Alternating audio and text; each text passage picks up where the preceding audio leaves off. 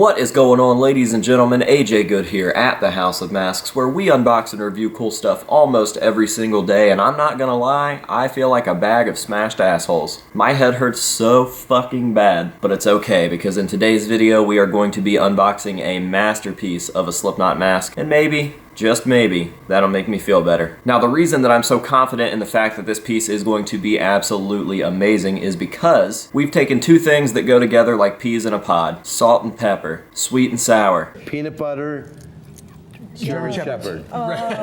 We've got a Sam Wilson V1 Tattoo the Earth cast that's been painted and finished by Josh Jansen. This mask is going to be the absolute mecca of the Tattoo the Earth masks that are in my collection. Now, I do already have a Tattoo the Earth that was painted by Josh Jansen, but it's a far more common variant than the one that I have in this package. So not only do we get to see an amazing duo come together, a sculpt by Sam Wilson, a paint job and a finish by Josh Jansen, but we also get to see a variant of the Tattoo the Earth that I've never seen replicated before. Now, the original idea when I bought this blank and sent it to Josh was to do the haired version, but I ended up scoring a haired version from my buddy Pat, who recently left the hobby, and it was finished by Joey Fabricius and is absolutely phenomenal. I didn't want to pass up on that, and I figured, you know what, there are still other versions I need to do, and I'm sure that Josh would be down for that, so plans changed slightly, and I think that those plans changed for the better. So without further ado, let's go ahead and get on into this package and take a look at today's mask. Now, if there's anybody out there that is unfamiliar with Josh Jansen's paint jobs,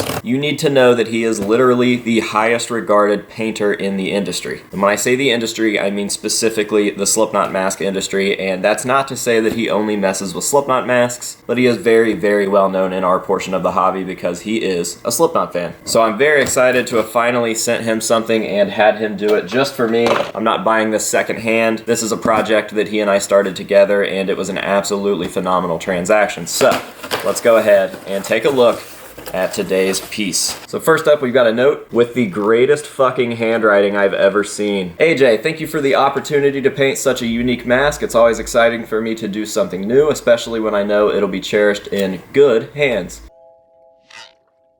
I can't wait to see this guy amongst the others in your collection. I also want to thank Sam Wilson and all of the other artists whose masks I painted. Without their sculpts and casts, I wouldn't be able to do what I do. I look forward to working with you on the next project. And yes, there is already a next project because he has yet another blank mask to paint for me. Now, I'm not sure when that's going to be. We haven't even really discussed it aside for the fact that he has the mask in his hands and we know what variation we're going to be doing. So look forward to that in the future. I'm super, super excited to get the ball rolling on that one. And again, I'm very excited to see the mask that's in this package, so let's go ahead and do that. Pull it out, facing forward, and I've only seen a couple photos straight from Josh of this piece, so I have yet to see it in person, obviously, just taking it out of the box.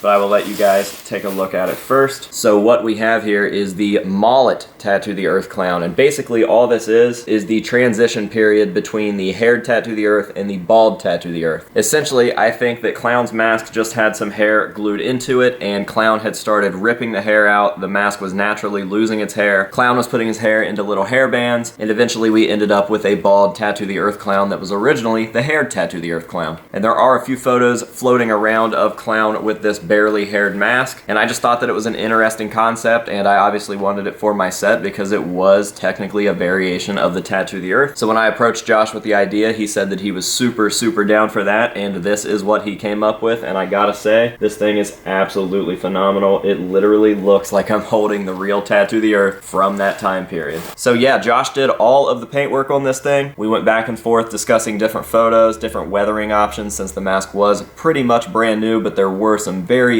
slight weathering patterns going on, such as some of the paint had started to go missing from the lips. If you guys have ever seen Clown use a microphone, you'll understand why that happened so fast. But for the most part, the mask was pretty spotless, pretty much a new mask, and obviously we discussed a lot about the hair, and Josh did all of the hair work as well, which looks absolutely phenomenal. We do have two strips of hair going on, which we noticed in some photos, and it was just very much thinning at this time. So that's exactly what Josh did, and I gotta say that hair is absolutely perfect. Not sure where where he found the hair, but it's always been something that's really kind of thrown people off from Tattoo the Earth replicas. Finding hair for these things that's perfect is pretty difficult, but it appears as though Josh nailed that just like he nailed the paint job. So forward facing, it's a pretty clean mask. I gotta say that my favorite part about these is all of the vein work. Absolutely love the vein work that goes into the Tattoo the Earth clowns, and Josh absolutely nailed it. So yeah, just a nice quick unboxing for a very special mask. This just makes me all the more excited to see the next mask, because the next mask that Josh is doing for me is going to be a lot dirtier than this one, and I love a dirty mask. I feel like with most masks, the dirtier they are, the more weathered they are, the cooler that they look. So this one's pretty much spotless, and the next one is going to be a night and day difference. But yeah, before we go ahead and wrap this one up, I do just want to give one last huge shout out to Josh for the transaction. If you guys aren't already familiar with Josh, make sure to go check him out. I am going to be dropping his information down below. It was an incredible transaction. He's a super good dude. The price was awesome. He kept me well informed the entire time, and clearly his work speaks for itself. So I am going to be putting Josh's info down below. Make sure to go give him a shout. And yeah, I think that is going to just about do it for this video. So as always, I'm going to leave you guys with some nice close-up shots of this mask, let you see all of the detail. We'll go ahead and throw it into the collection with the other pieces and show it off there as well. And that will be that. So thank you guys very much for watching. I hope that you have enjoyed it. And until next time, this has been AJ Good at the House of Masks, telling you to say no to drugs and alcohol, and yes to mullets. And we'll see you guys later.